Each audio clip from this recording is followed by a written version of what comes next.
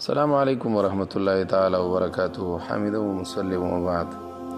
یو محترم ورور پوښتنه کړې ده چې یاره زنانه وروځو ته وریځې نه دي دې ته بلیچ ورکولی شي او که نه. یو کلر دی بلیچ چې د هغې سره دا ویښته زیړ شي او داسې زیړ بخنې غوندي نو دا کلر ورکولی شي او که نه. جناب علي یقین وکړه دې مسلې پسې ډېر زیات وګرځېدم، انتهایي ډېر زیات، دا 2-3 څلور ورځې ورپسې وګرځېدم.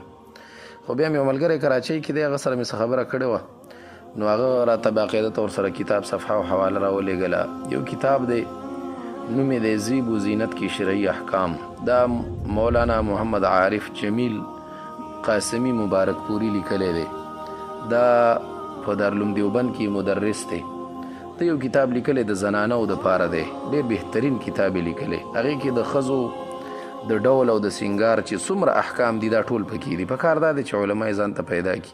کراچۍ کې ډېر په اسانه میلاویږي او پیدا کېږي. ډېر بهترین کتاب دی. د دې سرخي او سفیدي او دا چې څومره میک اپ ورته وایي، د دې چې څومره احکام دي دا ټول احکام پکې شته دی. نو بهرحال نو هغې کې بیا لیکلي دي چې د احنافو او د شوافیو یعنې د جمهورو مسلک دا دی چې بالکل وروځو ته ښځه دقه رنګې کلر ورکوی شي چې د هغې د عمر سره مناسب وي. که چېرته ډېره زیاته زړه وي، بوډۍ ډېره زیاته او د هغې وروځې سپینې شوي او هغه تور کلر ورکړي نو دا بیا نامناسبه ده. ځکه ډېرې زړې ښځې ته تور ویښتان او تور کلر ورکول دا هم شرعاً بند دي.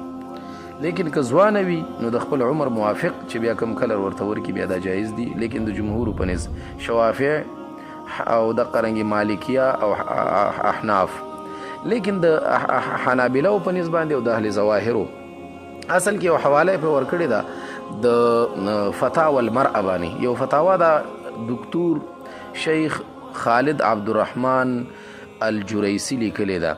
دا شیخ دکتور خالد عبدالرحمن الجریسی دا یو سعودی عالم دی، ډېر لوی عالم دی او په سعودي عرب کې د ډېرو شیزونو مشر هم دی، اوس هم ژوندی دی.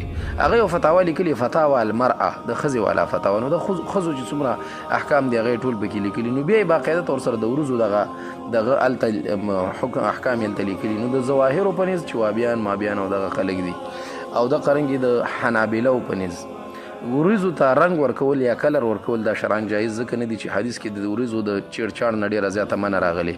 نبي علیه الصلاة والسلام لعن الله الواشمه والمستوشمه که نه وګورو د حدیث ته ورباندې. نو د وریځو په باره کې نبي علیه الصلاة والسلام چونکې الفاظ سخت دي نو د دې وجې نه هغوی وایي چې وریځو سره به چیړچاړ نه شي کوی. لیکن د احنافو او د جمهورو مسلک دا دی چې وریځو ویښتان دا دقه رنګې ویښته دي لکه د سر او د ګیرې چې کوم ویښته دي نو د هغې چې کوم شرعي حکم دی نو هغې دا حکم هم دی او د هغې شرعي حکم دا دی ملا صاحب چې د خپل عمر موافق مناسب کلر ورسره ورکولی شي. السلام علیکم ورحمۃ اللہ وبرکاتہ.